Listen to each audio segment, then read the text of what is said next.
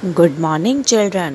मैं सुनैना अरोरा, आपकी संस्कृत अध्यापिका, आप सभी का कक्षा 5 की ऑनलाइन पाठशाला में हार्दिक रूप से स्वागत करती हूँ तथा आप सभी को कक्षा 4 में अच्छे अंक प्राप्त करने के लिए तहे रूप से बधाई देती हूँ। आशा करती हूँ कि आप सभी अपने अपने घरों में स्वस्थ होंगे तथा अपने परिवारजनों के साथ खुशहाल जीवन व्यतीत कर रहे होंगे। सबसे पहले मैं बच्चों आप सभी को कोविड-19 नामक वायरस के बारे में महत्वपूर्ण जानकारी देना चाहूँगी कि आप सभी जैसा कि जानते ही हैं, इस समय हमारे देश में इस घातक बीमारी के कारण लॉकडाउन चल रहा है, जिसके कारण हम सब लोग अपने अपने घरों में ही हैं तथा बाहर निकलने में असमर्थ हैं।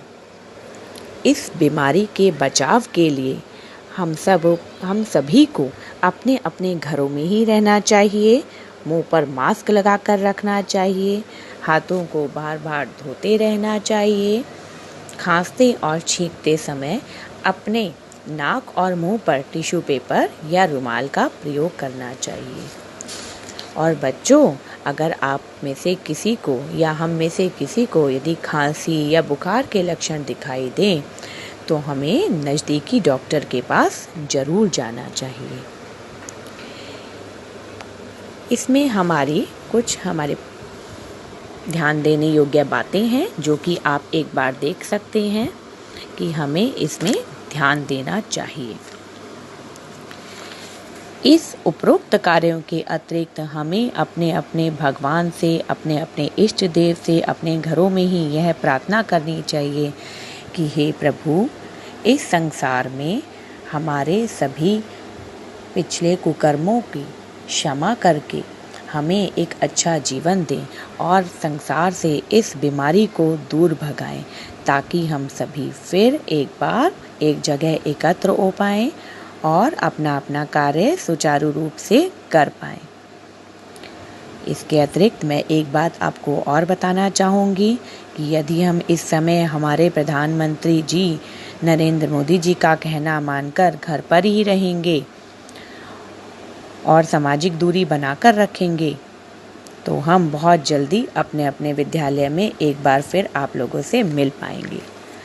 आप लोग तो अपने विद्यालय को बहुत ज़्यादा मिस करते ही होंगे और अपने अध्यापक या अध्यापिकाओं को भी बहुत अधिक मिस करते होंगे। तो कोई बात नहीं बच्चों, हम सभी बहुत जल्द एक दूसरे से मिलेंगे और अपना अच्छा जीवन व्यतीत करेंगे। तो चलिए अब हम अपनी संस्कृत पाठशाला की शुरुआत करते हैं। एक बार फिर आप सभी का हार्दिक अभिनंदन। तो सर्वप्रथम बच्चों, हम अपनी प्रिय विषय संस्कृत के विषय में जान लेते हैं। हमारी पाठ्य पुस्तक का नाम है संस्कृति संस्कृत पाठमाला,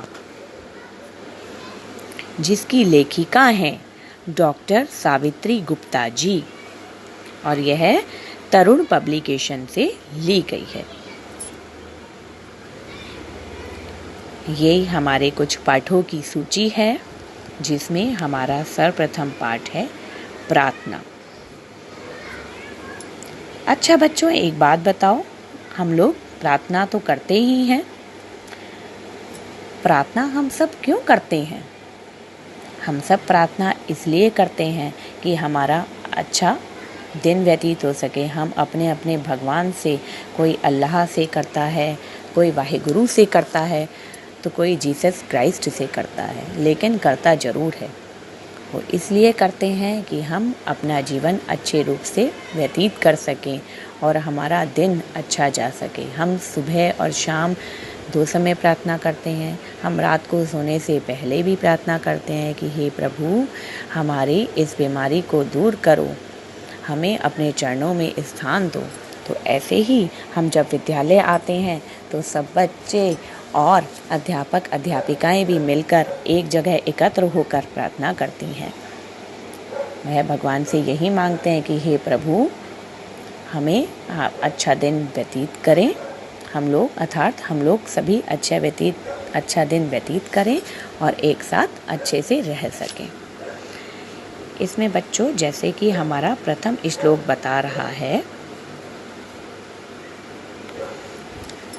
आप भी साथ साथ इसका उच्चारण कर सकते हैं।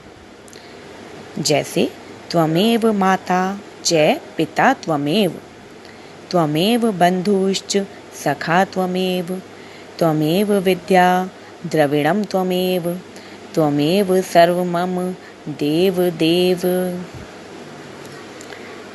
एक बार फिर मैं अर्थ के साथ इसका उच्चारण करूंगी और आप भी मेरे साथ साथ अपने घर में इसका उच्चारण तथा इसका अर्थ देख सकते हैं।